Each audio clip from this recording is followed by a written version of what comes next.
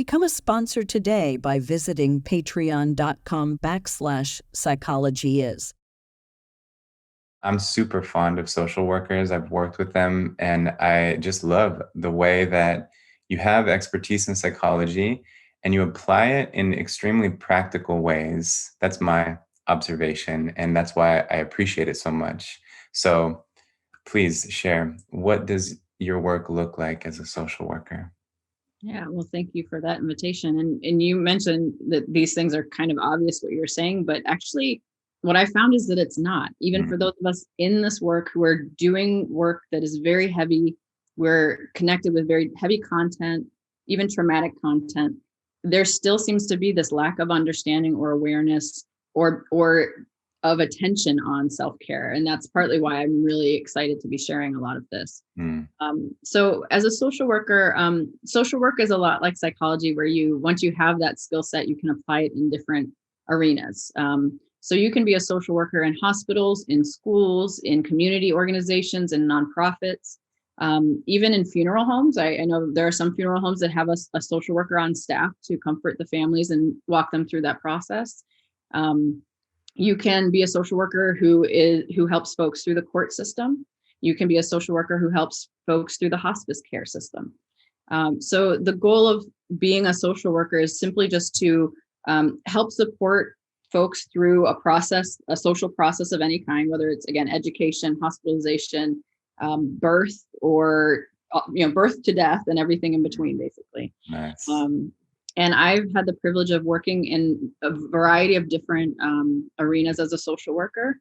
And what I found actually happens is I get hired for one position, and then once they find out I'm a social worker or that I have a certain skill set, then I'm asked to do a bunch of other things, which has been really beautiful. So I've gotten to experience a lot of different aspects of social work. I actually got my master's of social work, my MSW, from UConn School of Social Work. Go Huskies. And they actually had tracks of different social work components, and I chose the administrative track. So while I learned about case management and one-on-one and group work and things like that, I also learned about how to create a nonprofit, how to seat and manage a board, how to write grants. So my first, and I did a lot of research when I was in grad school. My field placements were with professors who were doing research around domestic violence and sexual assault. So my first jump into the social work world, actual doing the work, I had two field placements at the same time. One was in a juvenile residential facility for kids with severe mental health issues. And the other was doing research with one of my professors who was reviewing case files of sex offenders. So I would go to class all day and talk about traumatic content, or these are the ways to be a social worker, and these are the things to be aware of. And then I'd spend the rest of my day or afternoon or evening in my field placement working with kids who were, dealing with a lot of challenges, and then reviewing case files of convicted sex offenders. And nowhere in any of that did anybody talk to me about self-care or even about the content that I was going to be holding. And that kind of helped produce my first burnout. After graduate school, actually, let me back up. When I was doing the research for my professor, it was myself and another student. And the goal of that research was that we would go to this was a center for therapy for sex offenders.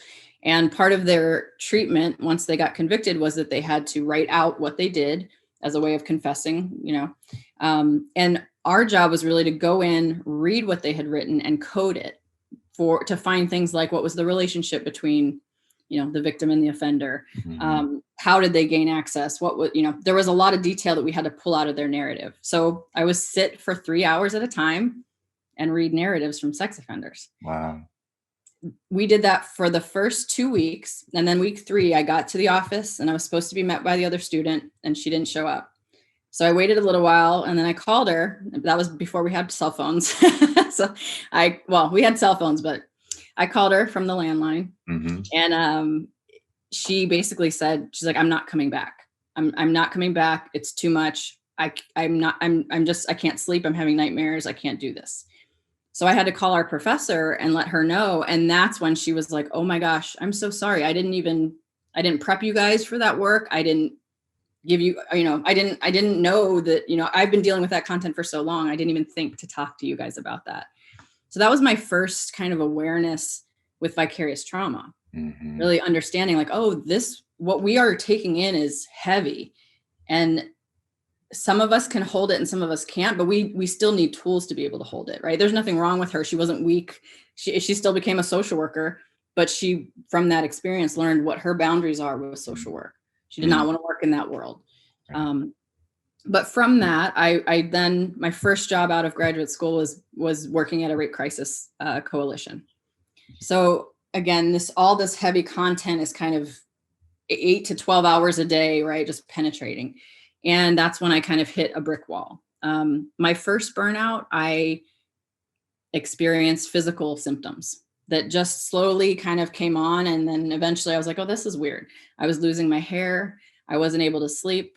First I gained a bunch of weight because of the self-care I was doing was a lot of treating myself. And that ended up just not being the healthiest. I found that when I did home visits, I got really nervous. So in order to treat myself afterwards, I would take myself and get a fry and a large shake. And that worked for me in the moment. It felt good, right? It let me release a little bit. But when I started doing that every day, it felt good in the moment, but it had long-term consequences. My first burnout, I did not connect the vicarious trauma that I was holding from the work and the triggering of my own childhood trauma. Right. So those two things it took me even to my second burnout to really be like, oh, that's what exploded that first time. Right. And I think that's something that we don't talk about in this what I call helping, healing, and change-making work. We don't acknowledge the inherent trauma and vicarious trauma in the work because it is work with other people and their suffering. Period. Full stop. You can be an amazing human being. You can do all the things. There is still just inherently vicarious trauma in this work because you are working with people suffering. So I think for me that was, and my shift from doing that work to education came when my husband and I moved from Connecticut to California because he had finished his PhD and got a position out here. And I was looking for jobs out here in the rape crisis field because that's what I had been doing before. And he kind of pulled me aside and he said, sweetheart, I love you. I love your passion. You're an amazing social worker. And can you please do anything that isn't related to sexual assault? Right. And that's another piece. When your partners and your children and the other people in your life are being impacted by the work. And it wasn't that I was bringing the work home, and talking about it, but I was bringing it home. Right. That got to a point where, again, I'm steeped in rape crisis for 8 to 10 hours a day. And then I go home and my adoring husband, who I love and who is one of the safest humans in the world, goes to just put his hand on me and I jump. Right. And that became an automatic body reflex that I didn't even notice until he told me. He's like, you do notice that you jump anytime I touch you, right? Hadn't noticed. It was just my body responding to all the trauma that I was absorbing. So that's when I shifted and I was like, well, I'll be a social worker in education because there's no trauma there. And every time I tell that story when I'm working with teachers, they all start laughing. Yeah, right. I can imagine. And it's interesting what you said too about the way that you hadn't realized at first that this vicarious trauma was connected to your own childhood trauma. That's significant. And I can imagine it's already I think I come from a place where I do experience that vicarious trauma with the people I work with, but in most cases, at least, it doesn't connect to a personal experience, which is still heavy, but maybe not quite as penetrating. So that's just really interesting. So if I may dwell on that for a moment, did it motivate you to resolve or attempt to heal more thoroughly from those childhood traumas? Yeah, well, and it was really interesting because I knew, and I'll just talk, we're talking about, we'll talk about ACEs. I'm sure you've talked about that on this podcast before, right? Not yet actually, but oh, let's talk about it. Adverse childhood experiences study. That's Yes, important. that's no joke. So the adverse childhood experience study just recognizes 10 adverse experiences that one might experience during childhood, and then draws a almost direct correlation to the number of ACEs of the 10 that you have, to long-term health consequences, negative impacts of health. And so for that context, I had one ACE growing up. I am a survivor of child sexual abuse. And it was a one-time incident. I was able to tell my parents. They got me the help I needed, kept me safe. And just having that one ACE one time shifted the trajectory of my life, right? And I kind of knew that I wanted to be a social worker because I wanted to help kids who didn't have the response that I got from my parents. Right. So and it happened for me when I was 5 years old. And then it wasn't until I was a teenager that I started to realize, like, oh, wait, some kids are hurt by people outside of their home, and then they tell their parents and their parents don't believe them. Or worse, it's their parents who are doing it to them. Like, that blew my mind. Like, the reality and the awareness of abuse when I was a kid, like, I couldn't square it. Like, how are parents hurting their kids? Like, it didn't, right? It couldn't align it in my body. And that's why I decided I wanted to do that work. So even knowing that that's why I went into social work, I didn't still make the correlation to, I'm doing all this rape crisis work. And even more specifically, I was specifically working with 5 to 8 year olds. Right.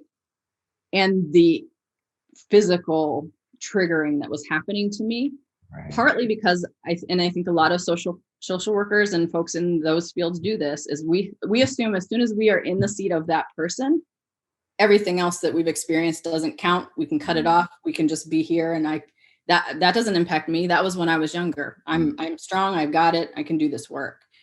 And that's true up until a point. Right. And it may not be the thing that hits you in the first 5 years. It might not be until you've been a social worker for 15 years. And that one interaction with someone you're serving, right, triggers something for you, and your whole body responds. So it took me to really very directly look at that and untangle that. Even though I kind of had a aura of yeah, this is why I want to be a social worker, because I don't want any other kid to deal with what I dealt with. So it was kind of a strange thing, right? Like, I knew that that's why I was doing it, but I didn't have any reality or realization that could also then impact my health and my nervous system. Makes so much sense. And the way you've described it in a couple of ways now is that you felt this physical triggering, like you said. And I think that's a good just kind of something to watch for, I suppose you could say, because I think often that is how it manifests. It's very visceral, trauma response, or something that is kind of awakening an association related to a trauma, is that it does manifest physically and emotionally before it manifests cognitively. So you might not consciously make the connection, just like you're describing, even though your body is reacting. And this is probably why one of the more widely read books on trauma is called The Body Keeps the Score. And the body is just really good at giving us signals and information related to unresolved pain.